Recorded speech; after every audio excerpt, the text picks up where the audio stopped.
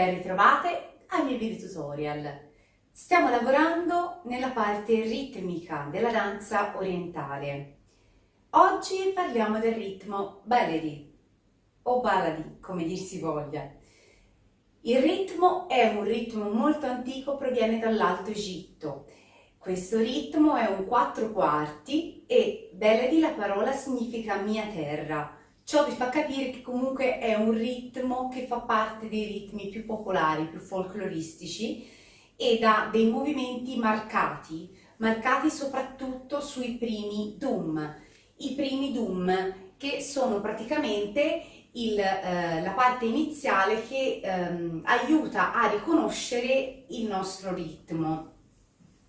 Il ritmo Baladi è, come vi dicevo, un 4/4 ed è diviso in dum, dum, tac, dum, tac.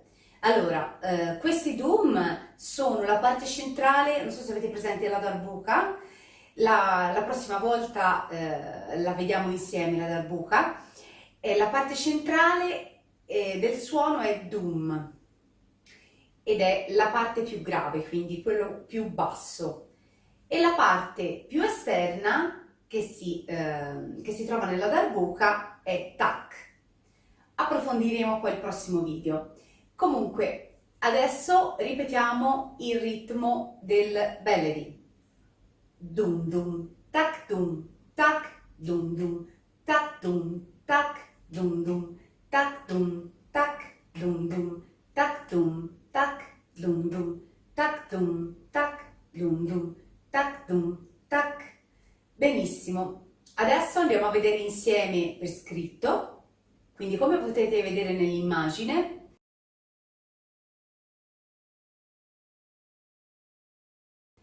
riuscirete a memorizzare meglio sicuramente leggendo. Il nostro ritmo è composto da dum, dum, tac, dum, tac. Ok, ricordatevi sempre che il Baladi inizia con 2 dum, quindi per riconoscerlo con più facilità dovete ascoltare dum dum. Poi ovviamente dovete contare se è un 4/4, quindi se è in 4/4 è lui, è il nostro Baladi, è il nostro ritmo. Bene, mi raccomando, allenatevi molto nell'ascolto perché, come dicevo nel video del Maxum, per la ballerina è molto importante saper riconoscere i ritmi. I ritmi, almeno i principali, ok? Tra cui, come abbiamo visto nell'altro video, il Maxum e il Baladi. Ok, adesso andiamo insieme ad ascoltare la musica e a provare a mettere in pratica qualcosa che abbiamo imparato fino adesso, qualche passo con il Baladi.